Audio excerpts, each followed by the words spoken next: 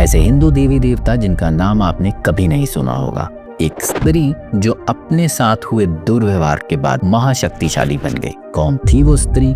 आखिर क्यों एक सेवक को देवता के रूप में पूजा जाने लगा? एक पूजा जहां भक्त भगवान का रूप लेकर भक्तों की परेशानियां सुनता है। कौन है ये वन की देवी? जानने के लिए वीडियो में आखिर तक बने रहें। पहला है मुथप्पन। एक हाथ में कटारी, दूसरे में कमंडल, सर पर शिखा और शरीर पर मरकचा, आंखों में तेज और जुबान पर दया का स्वर। यही है मुथप्पन का स्वरूप, जिन्हें विशेषकर केरल के कसरगोड या श्री मुथप्पन मंदिर में पूजा जाता है। मुथप्पन का रूप आधा शैव और आधा वैष्णव, यानी वो विष्णु का भी रूप है और शिव का भी। वो एक ऐसे देवता है जो मंदिरों से ज्यादा जंगलों और जीवन की मस्ती में मिलते हैं। ऐसा कहा जाता है कि कई 100 साल पहले केरल के पैनौर के पास एक छोटा सा गांव हुआ करता था। वहाँ एक ब्राह्मण परिवार रहता था जो बहुत हताश था क्योंकि उनके घर कोई संतान नहीं थी। वो ईश्वर के परम भक्त थे, सभी धार्मिक कर्मकांड करते, लेकिन मनचाहा फल फिर भी नहीं मिला। इसलिए एक रोज वो दोनों नदी के किनारे पहुंचे और वहाँ ईश्वर से प्रार्थना की कि उन्हें एक ऐसी संतान दी जाए जो ईश्वर का ही रूप हो। उसी रात उनके सपने में विष्णु और शिव दोनों आए और कुछ समय बाद ही दंपति को एक पुत्र की प्राप्ति हुई जो आम बच्चों से बिल्कुल अलग था। चेहरे पर अलग सा तेज, हाथ में युद्ध कला और मस्तिष्क पर अपार ज्ञान। उसके हाथों में अस्त्र शस्त्र की जगह तीर कमान था। उसे घर का सात्विक भोजन नहीं बल्कि तोड़ी यानी लोकल वाइन और फ्राइड फिश पसंद थी, जो आदिवासी और दूसरी जाति के लोगों का प्रमुख भोजन था, जिन्हें अक्सर नीची जाति भी कहा जाता था। लेकिन बच्चे को इससे कोई फर्क नहीं पड़ता। वो अपना ज्यादातर समय इन्हीं लोगों के साथ गुजारता, इनके साथ खाना खाता और खूब सारी बातें भी करता। धीरे धीरे जब ये सिलसिला उसकी आदत बन गया तो गांव के ब्राह्मणों ने उसे अशुद्ध कहा और उसे गांव से निकाल दिया। लेकिन तब उसकी माँ ने कहा, ये अशुद्ध नहीं बल्कि भगवान है, ये मुथप्पन है, जो बाद में एक ऐसे देवता बने जिन्हें उनकी उदारता और पिछड़ी जाति के लिए लगाव के कारण जाना गया। मुथप्पन को कुत्ते भी बहुत पसंद थे। वो जहाँ जहाँ जाते कुत्ते उनके साथ जाया करते थे। कहते हैं कि आज भी जहाँ कुत्ते चौकन्ने हों, समझ लो कि मुथप्पन जरूर दर्शन देंगे। केरल में मुथप्पन की पूजा की विधि भी काफी अलग है।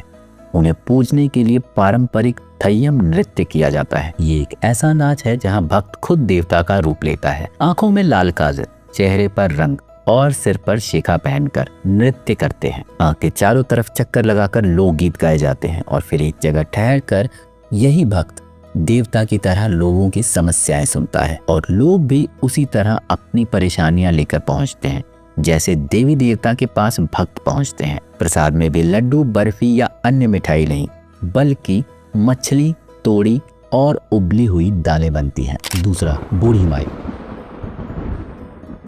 प्राचीन समय की बात है, तब इंसान थे लेकिन पूजा के लिए मंदिर नहीं बल्कि लोग प्रकृति की ही पूजा करते थे। फसल, सूरज, चंद्रमा, यही उनकी साधना का जरिया हुआ करते थे। यही सब चांदीपुर नाम के एक छोटे से गांव में भी होता था। इसी गांव में नदी किनारे एक बड़ा सा नीम का पेड़ था। लोगों का कहना था कि इस पेड़ पर एक बूढ़ी औरत की आत्मा रहती है, जिसे पूरा गांव बूढ़ी माई कहा करता था। बूढ़ी माई का असली स्वरूप तो कभी किसी ने नहीं देखा, लेकिन हाँ, उसकी आवाज तो जरूर सुनी थी। उसका होना महसूस किया था, पत्तों की शरारत में, हवा के झोंकों में और पेड़ की मोटी सी छाल में और कई बार लोगों के सपनों में। ऐसा माना जाता है कि बूढ़ी माई पहले इसी गांव में रहकर लोगों की सेवा किया करती थी। बूढ़ी माई को बच्चों से बड़ा लगाव था, इसलिए गांव के किसी भी बच्चे को कुछ भी होने पर वो उसे दवा देती और कुछ ही समय में ठीक भी कर दिया करती थी।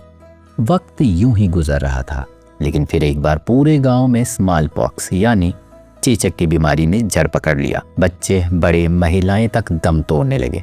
खासकर बच्चों पर इस बीमारी का गंभीर असर हो रहा था। कई बार तो बूढ़ी माई की दवाई भी काम नहीं कर रही थी। तब उन्होंने प्रकृति से सवाल किया और एक आखिरी बार व्रत रखते हुए कहा, अगर मेरी मृत्यु से गांव बचता है तो मुझे ये फैसला भी मंजूर है।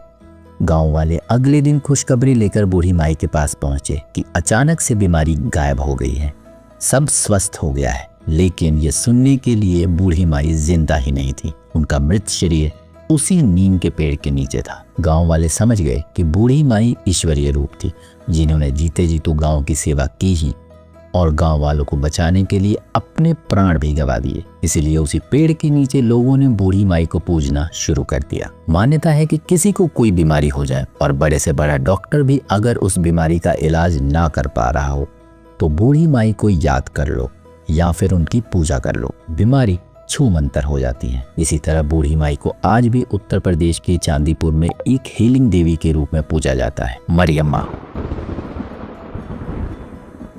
दक्षिण भारत खासकर तमिलनाडु में पूजी जाने वाले मरियम्मा देवी को अक्सर पार्वती, दुर्गा या देवी रेणुका का रूप माना जाता है, लेकिन ये देवी कोई और नहीं बल्कि 5 पांडवों की पत्नी रह चुकी द्रौपदी है। जी हाँ, महाभारत की सबसे अहम नायिका द्रौपदी या पांचाल। हम सब भले ही उन्हें अग्नि से प्रकट हुई पांडवों की पत्नी के रूप में देखते हैं, लेकिन दक्षिण भारत के कई समुदाय उन्हें शक्तिशाली देवी के रूप में पूजते हैं। मान्यता है कि द्रौपदी के पास अपार शक्तियां थी, लेकिन उन्होंने कभी अपनी शक्तियों को जग जाहिर नहीं किया और एक साधारण महिला की तरह जीवन गुजारा। लेकिन जब इंद्रप्रस्थ की सभा में पांडव द्रौपदी को ही हार बैठे और उनके साथ दुर्व्यवहार हुआ तो पांचाली का रूप ही बदल गया। जब उन्हें जंगल भेजा गया तो उन्होंने अपने अंदर की साधारण स्त्री को मारकर अपनी शक्तियों को बाहर निकाला। कहते हैं कि रात के समय में जब जंगल में रहने वाले आदिवासी समुदाय के लोगों को एक चमकदार रोशनी दिखाई दी तो उन्होंने उस रोशनी का पीछा किया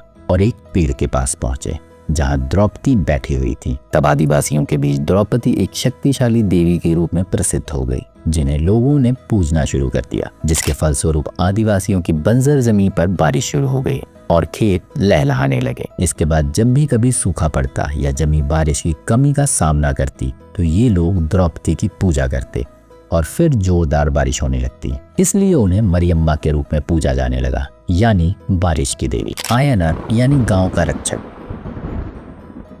जिन्हें तमिलनाडु और केरल में पूजा जाता है। खासकर तमिलनाडु के ग्रामीण इलाकों और आयनार गांव में लगभग हर घर के बाहर आपको आयनार की प्रतिमा जरूर मिल जाएगी। उन्हें ग्राम रक्षक के रूप में पूजा जाता है। मान्यता है कि आयनार की पूजा करने से ग्रामीण बीमारियों से सुरक्षित रहते हैं। प्राकृतिक आपदाओं से भी आयनार देवता उन्हें बचा लेते हैं और हर तरह की बुराई भी लोगों से दूर रहती है। हालांकि उनका स्वरूप आपको थोड़ा डरावना जरूर लग सकता है। पुराणों के अनुसार आयनार को भगवान शिव और भगवान विष्णु के मोहिनी अवतार का पुत्र माना जाता है। उन्हें आयनार गांव का स्वामी भी कहते हैं। उनकी पूजा करते समय बकरे और मुर्गों की बलि दी जाती है, वो भी स्वयं आयनार की तलवार से। करूपा सामी। करूपा सामी की पूजा खास तौर से तमिलनाडु और श्रीलंका के कुछ हिस्सों में होती है। इन्हें ग्रामीण और कृषि से जुड़े समुदाय के लोग पूजते हैं, जो करूपा सामी को शक्तिशाली संरक्षक देवता कामा देवता के रूप में पूजते हैं। बहुत समय पहले की बात है, तमिलनाडु के वेल्लुकुड़ी गांव में कुछ अलग ही चल रहा था।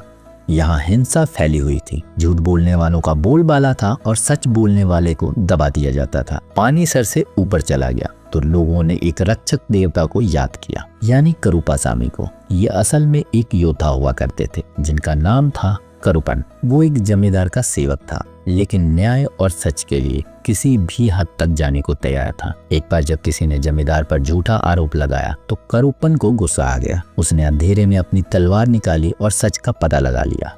गांव वाले भी इस सच को जानकर हैरान थे, लेकिन इससे भी ज्यादा हैरानी थी करूपन के मरने की।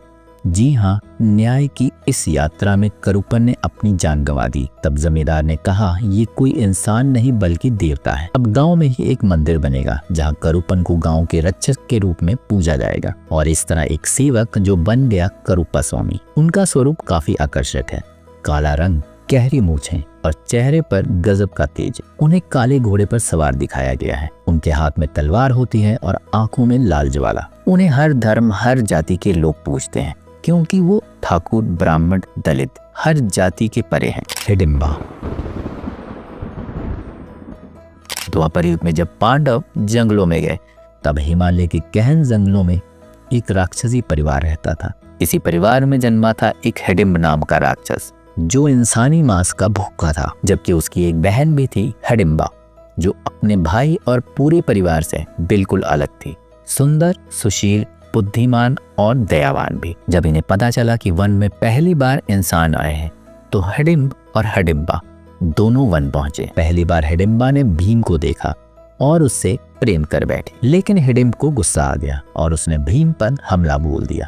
पर बलशाली भीम ने भी हिडिंब का अंत कर हिडिंबा से विवाह किया और उनके मिलन से जन्म हुआ महाबलशाली घटोत्कच का, जिसने महाभारत के युद्ध में अहम भूमिका निभाई। लेकिन घटोत्कच की मृत्यु के बाद हिडिंबा ने संन्यास ले लिया और शक्ति रूप बन गई। उनका रूप है वन की देवी, जिनका पहनावा बिल्कुल आदिवासी महिलाओं जैसा है। माथे पर सिंदूर, हाथों में चूड़ियां, नंगे पैर और खादी की साड़ी। आदिवासी समुदाय द्वारा उन्हें शक्ति के रूप में पूजा जाता है। जबकि हिमाचल प्रदेश के मनाली में उनका एक प्राचीन काठकुनी मंदिर है, जिसे हिडिंबा देवी मंदिर कहा जाता है। देवदार के घने पेड़ों के बीच बने इस मंदिर में आपको ना तो घंटी की आवाज सुनाई देगी और ना ही शंख की। ये थे हिंदू धर्म के वो देवी देवता जिनका नाम शायद आज आपने पहली बार सुना होगा। कमेंट करके बताइए आपने इससे पहले इनका नाम सुना था या नहीं।